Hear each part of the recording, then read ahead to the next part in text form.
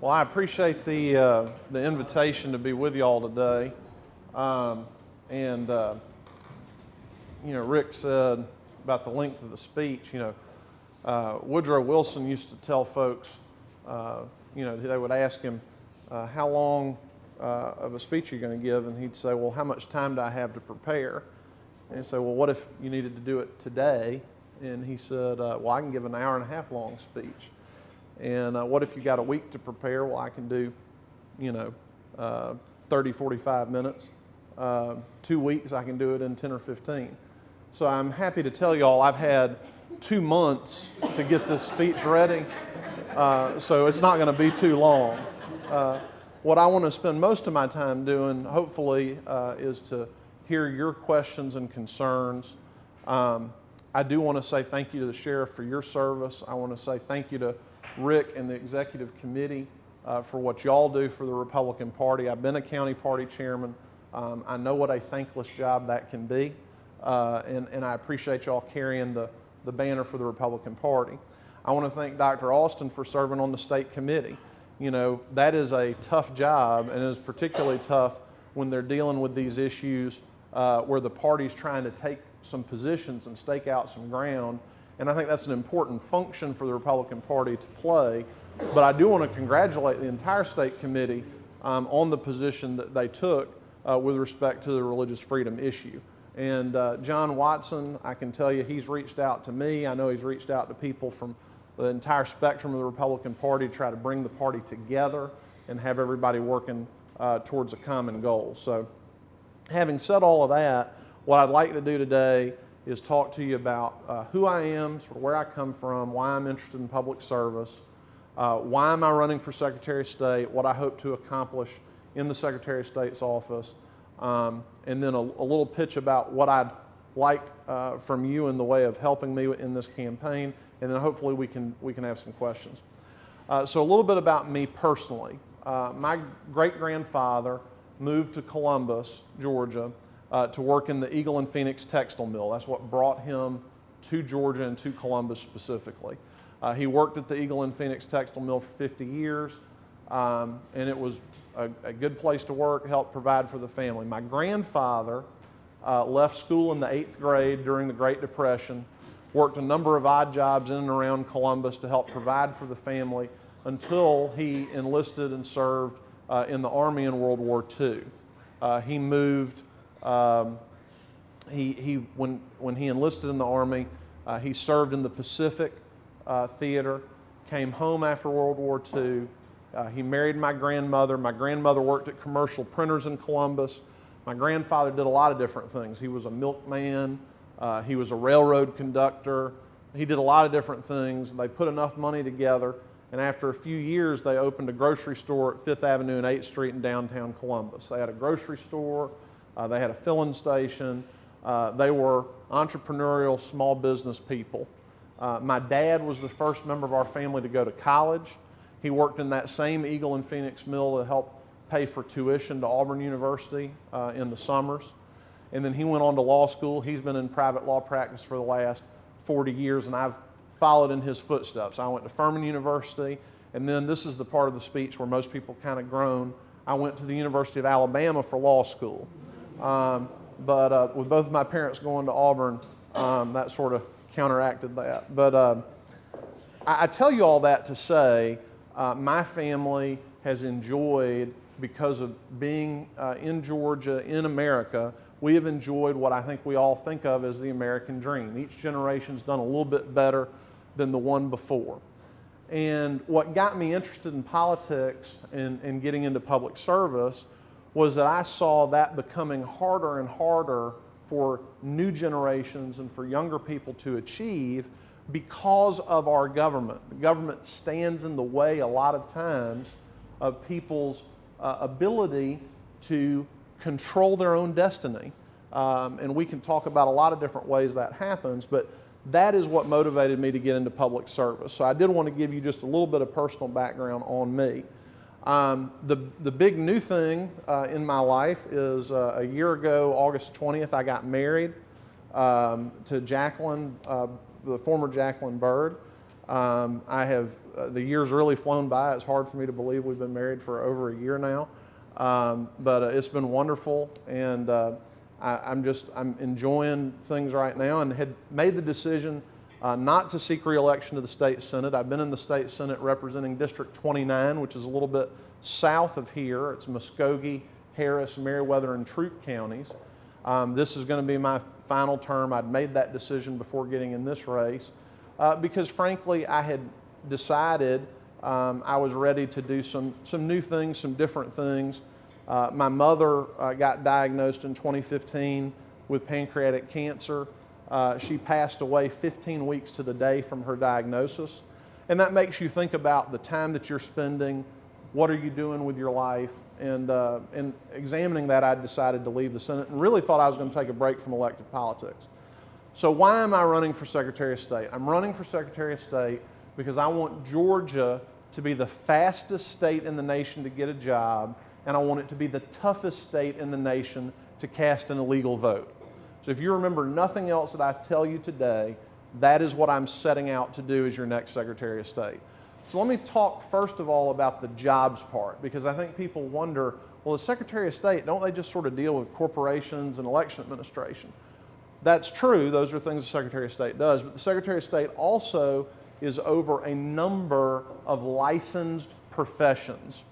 And you know, 40 years ago in this country, 1 in 20 Americans had to go get a license to go to work. They had to go get essentially permission from the government to be able to go work in their chosen field. Today, that is 1 in 3. 1 in 3 Americans have to get a license of some kind to be able to work in their chosen field. Now, here in Georgia, what's happened, in my opinion, is that we have gone way too far in the direction of throwing up artificial barriers to people being able to go to work. To give you an example, a cosmetology license holder, this is someone who's received a license to cut and color hair, on average receives 350 days of training before they get that license. By contrast, an EMT, on average, somebody that's going to come to your home if you have a medical emergency, they've received on average 31 days of training before they are licensed. So that should tell you there is something wrong with the structure that we've put in place. And you know, we talk all the time about Georgia being the #1 place to do business, and that's something we should be proud of. It's something, over the last 4 years, I've heard that enough that if I had $1 for every time I heard it, I could self-fund my campaign for Secretary of State. But there's another side to this story, and that is what is happening with low-income and middle-income people in our state. Georgia State University conducted a study, and they found we've gone from 33rd in the nation to 41st in the nation for our proportion of middle-income families. At the same time, we've gone from 21st to 15th for low-income families.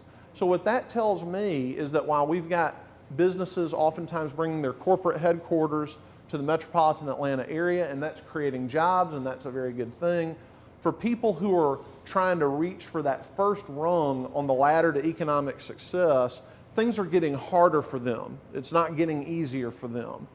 And so one of the things that we can do without taking a dime of anybody's tax money to subsidize an industry or play favorites by passing laws for special interests, we can simply roll back some of these artificial barriers to hard work. So as your Secretary of State, what I want to do is I want to ask the following questions about each and every licensed profession.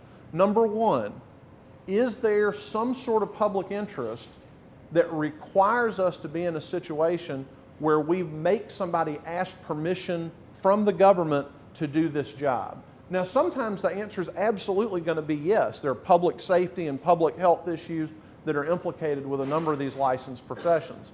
But you can just look at some of the licensed professions we've added in the few years to see that we're not always doing that. In my time in the General Assembly, we have created a state licensure process for music therapists. We have created a state licensure process for lactation consultants. Now let me just tell you this, those industries already certified those folks. There was a process in the private marketplace that would let you know as a consumer, this person's received the appropriate training, they've done what they need to do. What we were told at the General Assembly is, well, the only way the insurance companies are going to pay for this is if there's a state licensure process. Well, our reaction to that shouldn't be, okay, let's create a new bureaucracy. It should be, let's figure out what law we need to pass that's going to require the insurance companies to pay for these healthcare providers if they're properly certified by their governing agency. So we need to ask that question, is every license out there necessary? And then for the ones that are, we need to ask, is there a way we can help people get into this business? I was talking to a young lady yesterday up in Roswell, Georgia, who has a friend that's getting ready to sit for the cosmetology exam. All she wants to do is cut hair, but there's a whole part of the process about dealing with people's nails and pedicures and manicures and all that. Well, she doesn't want to do that. So maybe we could create a licensure process that's modular where she can just get the hair part. Why as conservatives do we want to throw up barriers to connecting people to the dignity of honest hard work? So to me, job one as Secretary of State is to address that issue. Americans for Prosperity has done a nationwide study, and they have found that if we would implement licensing reform around the country, 5.4 million additional people would be put to work. So you think about what that would mean for Georgia alone, and doesn't involve spending your tax money, raising taxes. It just is getting the government out of the way of people controlling their own destiny and their own future. So I think that is job one for the next Secretary of State. Now, to talk a little bit about the Corporations Division. For those of you who have ever had an occasion to organize a limited liability company or a corporation, you have to go through the Secretary of State's office here in Georgia to do that. You file some paperwork, and then you get a certificate back from the Secretary of State's office. We still have significant problems with the delivery of these services online. If you go into the office in downtown Atlanta, you generally don't have a problem. You can get the turnarounds pretty quick. But I had a situation just a few months ago. A client needed an LLC for a real estate transaction. We filed the appropriate paperwork. We paid the $100 filing fee. We paid the $250 expediting fee that was supposed to guarantee it would be ready by noon the next day. Noon comes around, no certificate. 1 o'clock, 2 o'clock, 3 o'clock. My client's got to have this the following morning. So finally I call the office. I'm greeted by someone who is not interested in helping me, who does not have the sort of customer service attitude any of us would have at our businesses if we had a customer calling us. And finally, I had to say to the person, I have Secretary Kemp's cell phone number. My next call is going to be to him if this is not addressed. And then it got fixed within about 11 minutes. That should not be how that works. We should have a process where the employees in the Secretary of State's office want to go out of their way to be helpful and have the same kind of customer service attitude any of us would expect from any private business. So I'm going to work with the stakeholders that deal with this office day in and day out, transactional lawyers, business people. We're going to see what the bottlenecks are both on the technology side, but also on the human resources side, and we're going to address those issues so that you're able to have a smooth process and you're able to get the work done in a reasonable time in a reasonable fashion. Now, the thing that I think is probably the most exciting issue, or the one I get the most questions about, has to do with the administration of elections. Obviously, the most important thing that the Secretary of State does in terms of a constitutionally mandated duty is to make sure that we have an elections process that is fair and that is easy for people to navigate. So let's talk for just a moment about that. Right now, we have a situation where the voting machines that we all use, and for anybody in here who votes early or who votes on election day, you know I'm talking about these touchscreen, debold electronic voting machines that you see at your precinct or at your early voting location. Those machines are coming up on the end of their usable life cycle. There's some counties that have replaced theirs, but some counties who have the ones that are there from when Kathy Cox was Secretary of State, they're getting to the point where they're not going to be usable anymore unless there's serious servicing done or they're replaced with new units. So that means the next Secretary of State is going to have to work with the governor and the General Assembly to come up with a voting solution. A lot of people talk about a paper audit trail or some verifiable way to make sure the vote you cast was properly counted.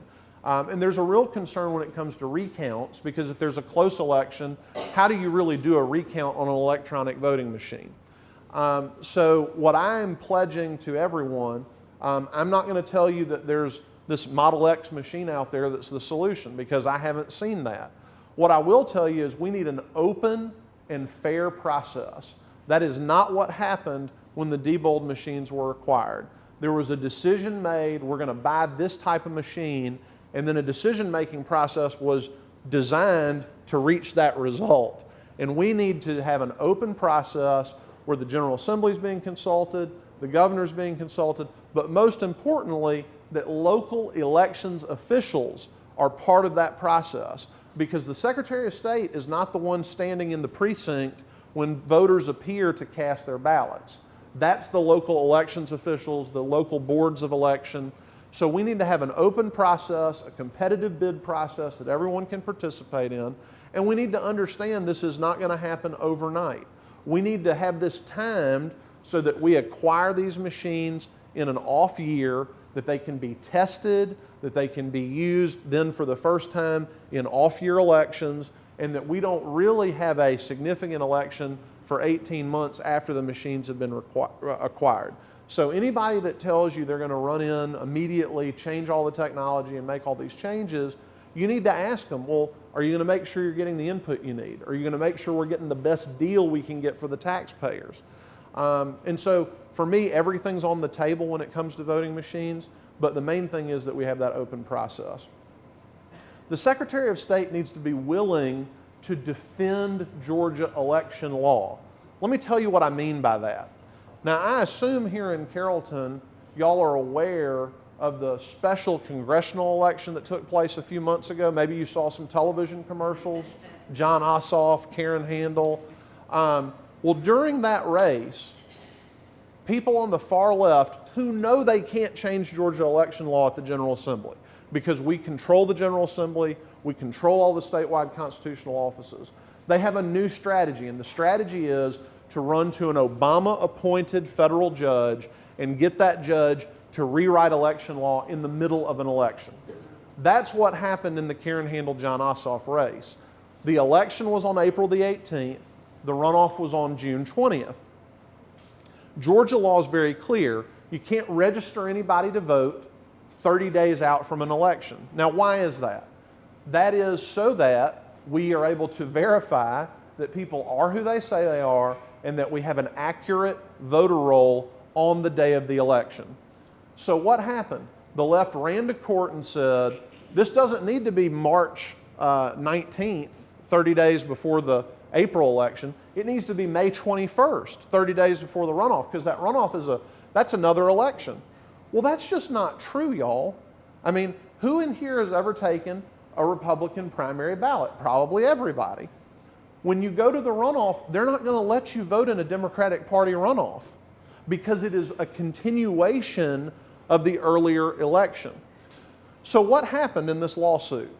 The Democrats ran to court. The Obama judge, unsurprisingly, extends the deadline. And then the state of Georgia says, oh, well, too bad. We're just going to roll over. And the Democrats registered 10,000 additional voters during that extra time that judge gave them in contravention of Georgia law. Now, there's a reason that there's an 11th Circuit Court of Appeals, and there's a reason there's a United States Supreme Court. And that is when we get a bad result that's wrong on the law, we take it up on appeal so it can be corrected. This is where, and I know people sometimes groan when they say, talking about, well, as a lawyer, I'll say this or that. But as somebody who's practiced election law and interacted and dealt with these statutes, I can tell you there are sometimes we've got to plant the flag and say, we're going to defend this, and if the left wants to attack it, they're going to have to pack a lunch, because we're going to go to the U.S. Supreme Court, and they're going to have to tell us that there's a problem with Georgia election law. So that's something that I think is incredibly important about your next Secretary of State, because The Democrats were willing to spend $30 million on a single congressional race. The next Secretary of State will be Secretary of State in 2020 when Donald Trump is on the ballot for re-election. Imagine what the left is going to be willing to do to try to alter the results of that election. You don't need somebody that's going to shrink away from a fight. You need somebody who's going to stand tall and stand up for the position taken by your legislators who you've elected to go do the people's business. Yes.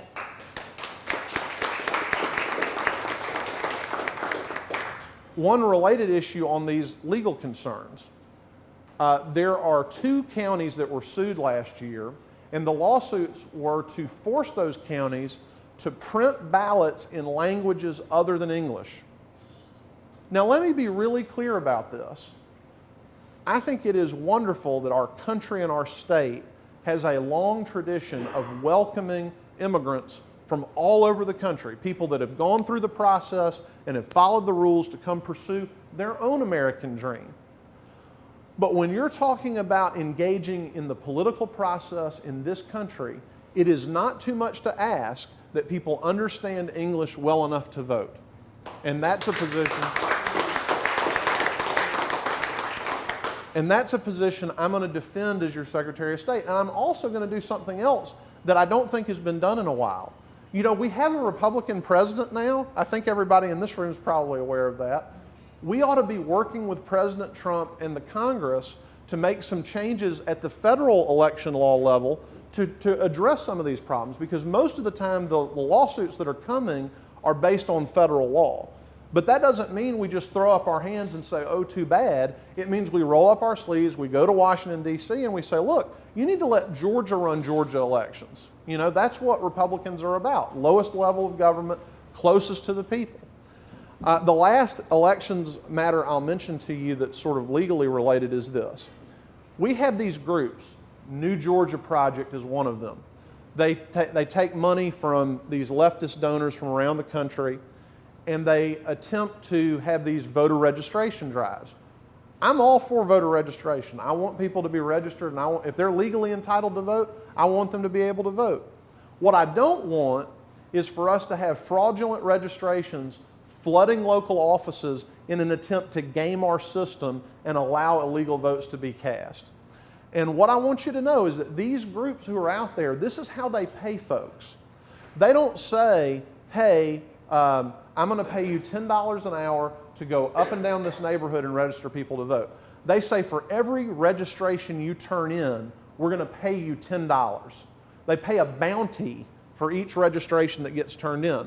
So imagine what that does. That creates this enormous incentive to just generate as many registrations as possible, whether they're valid or not. I want to tell you a quick story about that. There was a young man who was in Columbus for a travel ball tournament. He lived in another state, lives in another state. He was just turning 18. One of these organizers approached his grandfather who'd brought him and said, we need you to register to vote. And they said, well, we live in another state. We're sorry, we can't. Oh, that's no problem. We can take your information and we'll register you to vote in your state. So he went ahead and he filled out the paperwork. It comes time, he's from Ohio, it comes time for him to vote, right? And so he's getting ready to get prepared and he calls the office to find out about his precinct and everything. Oh, well, you're not registered to vote in Ohio, you're registered to vote in Georgia, because they had turned it in to the office there in Columbus. And because of the delay, he missed his opportunity to vote in his first presidential election last year. So if you don't think this is causing problems with our system, so the Secretary of State needs to work with the legislature to ban that. It should not be legal to pay a bounty on voter registrations. You want to pay people by the hour to go do that? Have at it. But we shouldn't have this bounty. A lot of other states have made that illegal as well. The last thing I'll mention to you is about voter fraud. Democrats like to say all the time, oh, there's no voter fraud. Voter fraud doesn't happen. I will tell you, in 2014 in Muskogee County, we had a situation where a woman presented herself in the elections office with an unsealed envelope with 19 absentee ballots filled out. And she was asked, you know, because as it happened, a member of our Board of Elections was there that day. And he said, what are you doing with all these ballots? And she said, oh, well, I work at this nursing home in town, and I just wanted to bring these by for the convenience of the residents, et cetera. So they figured something was up, so they separated those ballots out, and they went and said, okay, who are these people? Let's go interview them and find out what's going on. So they go out to the nursing home. A majority of those 19 ballots were being cast by people who were catatonic in the nursing home. They did not have the capacity to make a mark on a piece of paper, much less sign their name or vote a ballot. And all 19 ballots were thrown out. But no one was prosecuted. There was no investigation beyond what the Board of Elections did. Now, the Secretary of State's office does have a law enforcement division that is there to investigate these type of issues. But it has been historically underfunded. There's very few personnel in that office. We need to have the legislature work with the Secretary of State to get an appropriate budget level so that there are enough of those folks so that when complaints come in, that the Secretary of State can send someone out to investigate those claims, because that is incredibly important. You can be sure, as long as there have been elections, there have been people trying to cheat. And so you got to have a Secretary of State who's willing to stand up.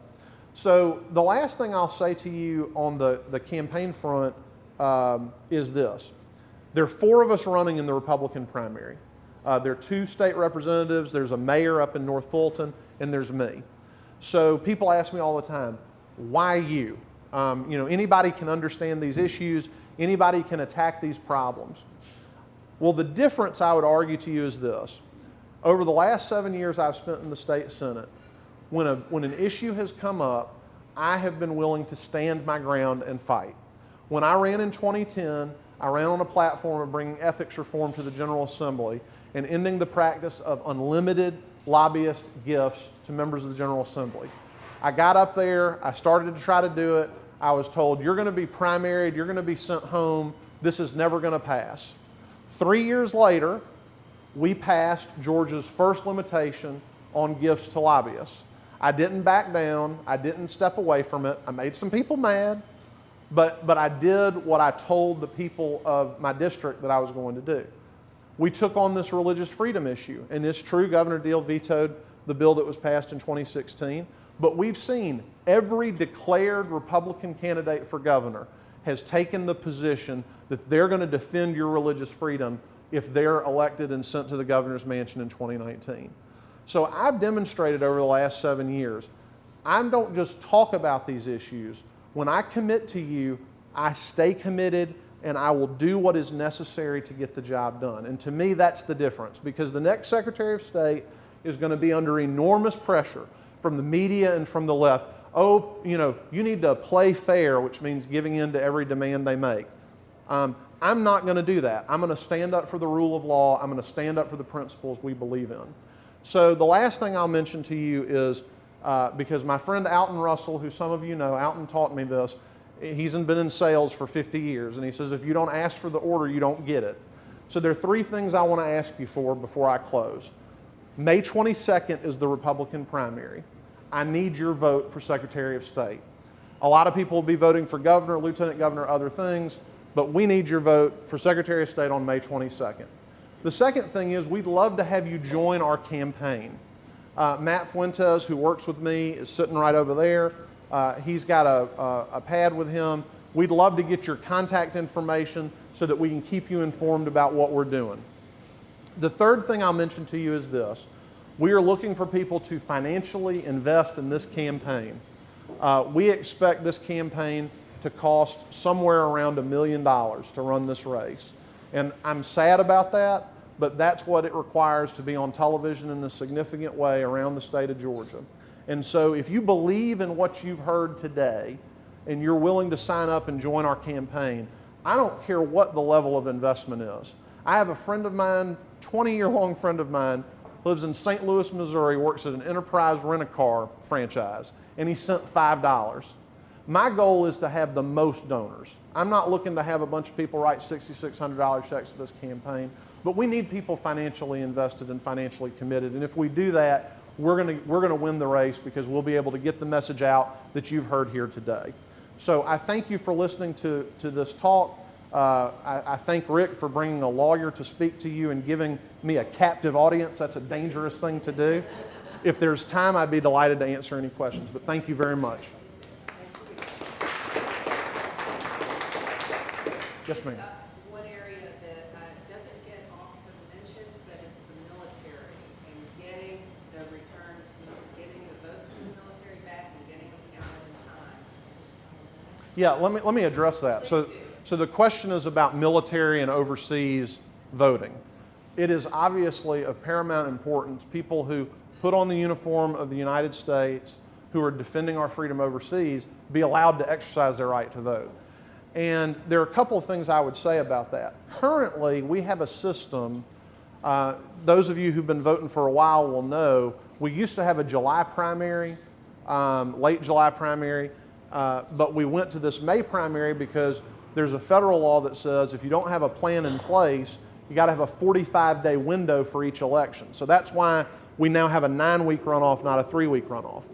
We have a number of solutions that we should and ought to proceed to make sure military voting occurs and occurs without any problems.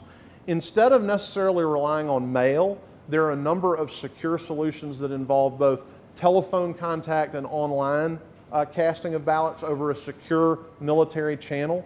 Other states do that. I've spoken to Pat Gartland, who is really an expert in this area up in Cobb County, and I'm talking to Pat about some different solutions we could pursue. But I am 100% committed, having a number of folks that serve at Fort Benning in my Senate district for the last 7 years. We are going to find the best way to securely allow people to cast those votes and not be worried under our current system, well, did it arrive in time by mail? Because right now, the system is an absentee ballot is mailed to the soldier wherever they are. They mail it back, and they're given until Friday. They're given a little bit longer than the regular vote. They're given until Friday when the certification occurs to arrive. But you're basically at the mercy of the U.S. Postal Service. So we ought to come up with a better solution. Other states have better solutions in place, whether it's secure online or this sort of hybrid with the telephone. I'm committed to working with everybody to implement that, hopefully in time for the 2020 presidential election. Well, can you stay around a little after? Sure, I'll be around. Appreciate it. Thank you so much.